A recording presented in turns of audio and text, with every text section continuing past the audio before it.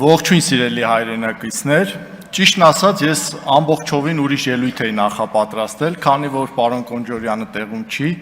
ստիպված ես մի քիչ ելույթից տեսքը փոխեմ եւ խոսեմ HiPost-ից, լրացնեմ իմ գործընկեր Լիաննային։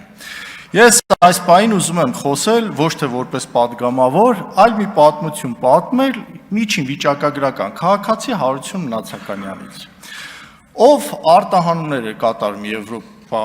եւ որոշեց մի անգամ իր փաստաթղթերը հանձնի HiPost-ին, որպեսզի առաքանին հասվի Եվրոպայի իմ հաճախորդին։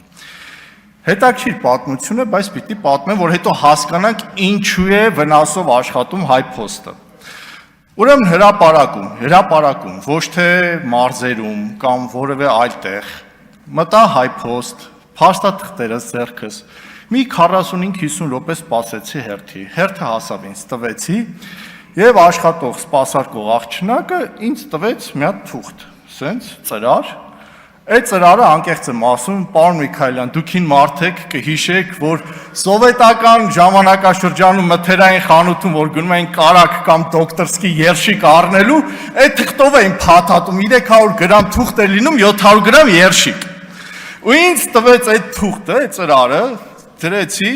վերցրեց, դրեց քշերքին, հաշվար կարեց, գինը ասեց, վճարեցի կանխիկով, ոչ թե փոխանցումով, մոտ 25 թոշակառուի լառնակայի գումար, այժմ չէր FedEx-ից,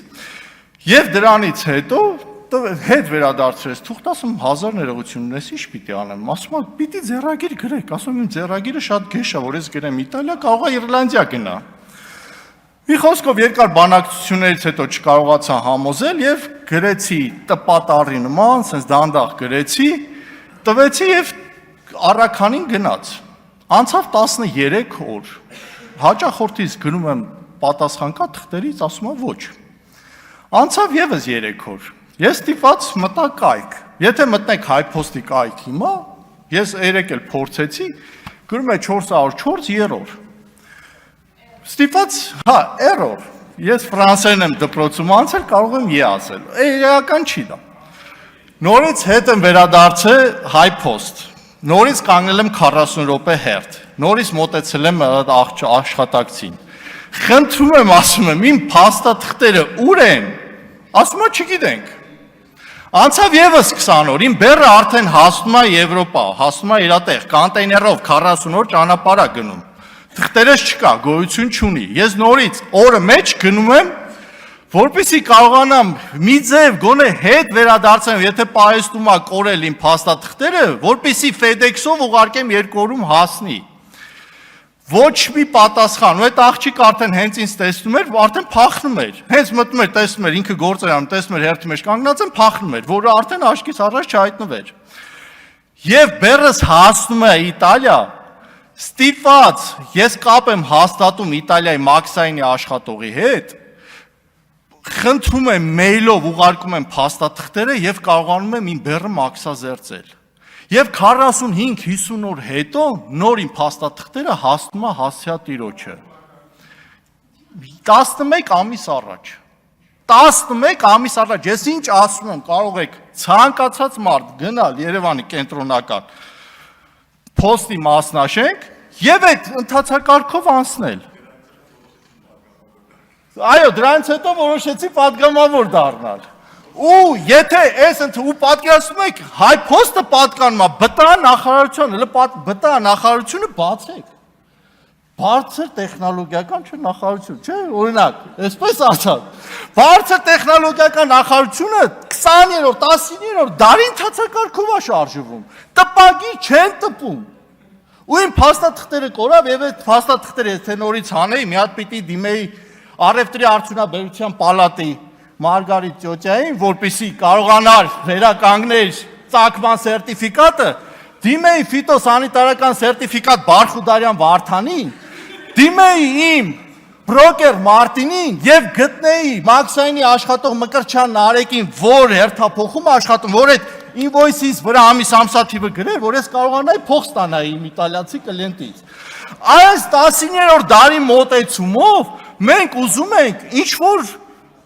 HiPost-ը շահույթով աշխատի։ Չի կարող աշխատել։ Եվ այդ որ խոսում ենք անընդհատ 500 միլիոն վնասը, հաջորդ տարին 1 միլիարդ վնասով աշխատելու։ Եվ ցանկացած մասնավոր սեփականություն, երբ որ տրվում է պետությանը, ունենում է այս արդյունքը, չունենում առաջընթաց, եւ պետական կառավարողը չունենալով բիզնես մտածողություն, բերում է հասցնում է այս վիճակին։ Նույնը կոնյակի գործարանի հետ կապված, երբ որ Ծառուկյանից վերցնում եք, կոնյակի գործարանը շատ ավելի լուրջ խնդիրներ ունի, որտեղ նա արտահանում է իրականացնում, սուրանդակային ծառայություն չի իրականացնում, ու չկարողանալով կառավարել, մի ամբողջ արժեշղթա ոչնչանալու է, գյուղացիները չեն կարողանալու խաղը մթերեն։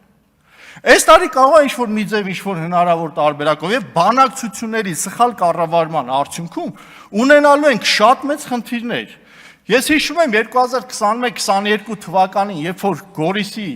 երկու համայնքներում իմ ընկերներից փորձեցին խլել իրենց սեփականությունը, մի ընկերս ուղակի հանձնեց, այսօր կարող են գնաք, տեսնեք խոտ հարկ է։ Իսկ այդ տղան տեղափոխվեց ուրիշ համայնք ու հսկայական դաշտեր ա դրել ու լուրջ բիզնես անում։ Ու այդ թվում քաղաքացիական պայմանագիրը երբեմն ուրախանում է իմ ընկերոջ ձեռքբերումներով։ Մյուս ընկերոջս հողը նույն վիճակին արժանացավ։ Ես ասում եմ, ես չեմ ասում մի արեք, ես ասում եմ հետևանքները ինչի է հանգելու։ Ու մասնավոր սեփականության խլումը բերելու է շատ վատ հետևանքների։ Շնորհակալություն պարոն Կոնջարյան, երբ գա հաջորդ հարցել պարոն Կոնջարյանի հետ, ես կփորձեմ շարունակել։ Շնորհակալ եմ։